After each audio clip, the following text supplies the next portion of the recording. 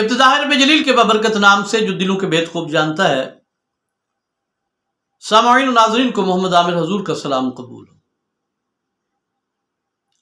بزرگ ایک واقعہ بیان کرتے ہیں کہ ایک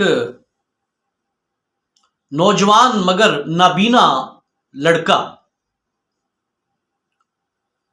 اس کے دل میں ایک دن خواہش پیدا ہوئی کہ کاش میری بھی شادی ہوتی، میری بھی بیوی ہوتی، پھر مجھے اللہ پاک بچے دیتا، میرا گھر آباد ہوتا، لیکن میں نابینا ہوں اور اس کے اوپر جناب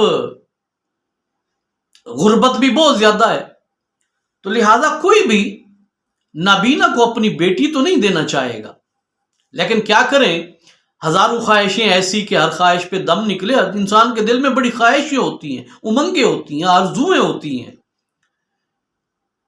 وہ نوجوان نابینا لڑکا اپنے باپ کے پاس جاتا ہے اور اپنے باپ کو جا کے کہتا ہے کہ ابا جی میں نے شادی کرنی ہے، آپ ایسا کریں کہ کہیں میرا رشتہ دیکھیں اور میری شادی کر دیں۔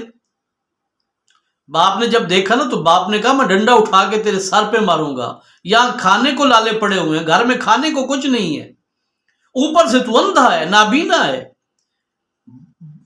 غریب لوگوں کے گھر اور غریب لوگوں کے گھر اندھے لڑکے کے لیے کون اپنی بیٹی کا رشتہ دینا چاہے گا؟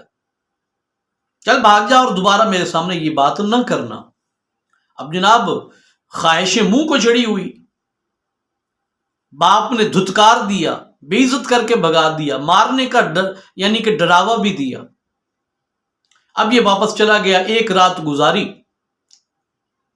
صبح پھر جناب اپنی والدہ کی بھی، ماں تو رحیم ہوتی ہے، ماں تو اپنے بیٹے کے ساتھ بڑا پیار کرتی ہے، اپنی اولاد کے ساتھ، ماں کے پاس چلا گیا اور ماں سے جا کے کہتا ہے اماں جی میں شادی کرنا چاہتا ہوں، کہیں آپ میرے لیے رشتہ دیکھیں اور میری شادی کریں۔ ماں نے جب یہ بات سنی تو ماں نے بھی کہا کہ جا بھاگ جا، نہیں تو میں چپل اٹھا کے تیرے سر پہ ماروں گی، گھر میں کھانے کو کچھ نہیں ہے، اوپر سے تو اندھا ہے، نابینا ہے، بھوکھوں کے گھر، غریبوں کے گھر اور اوپر سے نابینا لڑکے کے لیے کون اپنی بیٹی کا رشتہ دینا چاہے؟ چل بھاگ جا اگر دوبارہ میرے سامنے یہ بات کی ہو تو۔ سارا دن اس نے پریشانی میں گزار دیا، روتے روتے گزار دیا۔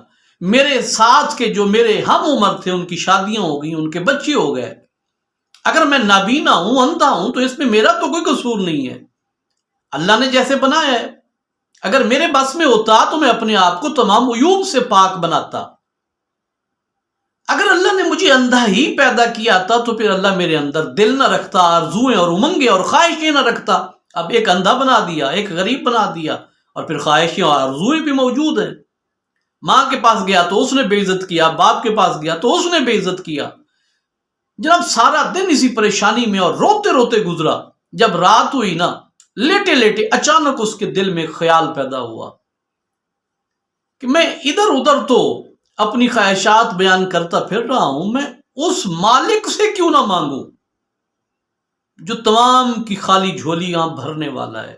میں اس مالک کی بارگاہ میں جھک کے گڑ گڑا کے کیوں نہ مانگوں کہ جس نے مجھے جس بھی حالت میں بنایا ہے، پیدا کیا ہے، تو یقیناً پھر اس نے میرے لیے کوئی نہ کوئی رشتہ بھی رکھا ہوگا۔ جناب یہ سوچ آتے ہی رات کو اٹھا، وضو کیا، وضو کرنے کے بعد مصلی اٹھایا، بچھایا، سجدے میں گڑا اور گڑ گڑا کے رو رو کے ترلے کر کر کے اتنی منتیں، زاریاں، دعائیں اللہ رب العالمین کی بارگاہ اقدس میں کی۔ دیکھیں پیارے دوستو، یہاں ایک میں جملہ بولتا ہوں، ہم ادھر ادھر بھٹکتے پھر رہے ہیں، تبھی تو ہم پریشان ہیں، طرح طرح کی مصیبتوں میں مبتلا ہیں۔ مالک کی بارگاہ میں جھک کے تو دیکھیے، اللہ پاک جسم کے ساتھ ساتھ روح کو بھی پرسکون فرما دیں گے۔ جب یہ نوجوان نابینا لڑکا رویا تو رات گزر گئی۔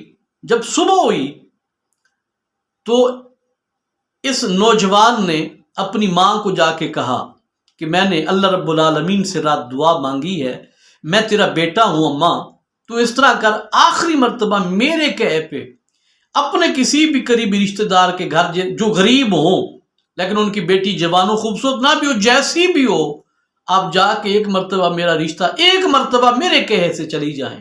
اگر ہاں ہو گئی تو میری قسمت، نہ ہوئی تو میں زندگی بھر آپ دونوں کو نہیں کہوں گا۔ کچھ ایسے انداز میں بیٹے نے روتے ہوئے ماں سے کہا کہ ماں اٹھی اور ان کا ایک قریبی رشتہ دار تھا، غریب تو تھے لیکن ان کی ایک بیٹی تھی اور بہت ہی خوبصورت بیٹی تھی۔ یہ اس نابینا لڑکے کی ماں اس کے گھر چلی گئی اور جا کے کہتی ہے کہ میں اپنے بیٹے کے لیے آپ کی بیٹی کا رشتہ مانگنے کے لیے آئی ہوں۔ بزرگ فرماتے ہیں کہ یہ نابینا لڑکا حافظ قرآن بھی تھا۔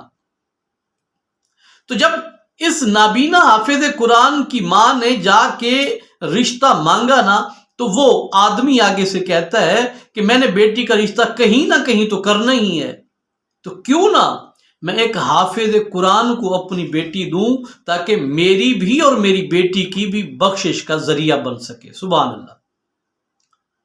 اب جناب رشتہ طے ہو گیا، اور اس دوران اس نابینا لڑکے کی ماں اس لڑکی کے باپ سے کہتی ہے بیٹی سے بھی پوچھ لو۔ وہ اندر گیا، بیٹی سے پوچھا، بیٹی نے بھی رضامندی ظاہر کر دی، اور پھر کچھ ہی دنوں میں جناب ان کی شادی ہوگی اور وہ ہنسی خوشی زندگی گزارنے لگے۔ تو پیارے دوستو، یہ واقعہ سنانے کا جو مقصد تھا، جو میں بات سمجھانا چاہ رہا تھا، بعض دفعہ ایسا ہوتا ہے کہ ہم کسی ایسی مصیبت پریشانی میں گھرے ہوتے ہیں، مبتلا ہوتے ہیں کہ جس سے نکلنا میں ناممکن لگ رہا ہوتا ہے، لیکن ہم اس سے نکلنے کے 100 جتن کر لیتے ہیں لیکن نہیں نکل پاتے۔ لیکن اگر ہم کبھی اپنے مالک کو سچے دل کے ساتھ پکار کے مخاطب کر کے تو دیکھیں، ہمارے مخاطب کرنے کی، اللہ کو پکارنے کی، اس کی بارگاہ میں سجدہ ریز ہونے کی دیر ہے، اللہ پاک پھر اتنا عطا فرماتے ہیں کہ انسان کی سوچ اور عقل سے بھی یہ چیزیں ماورا اور بلند ہو جاتی ہیں۔ امید کرتا ہوں آج کا واقعہ بہت سارے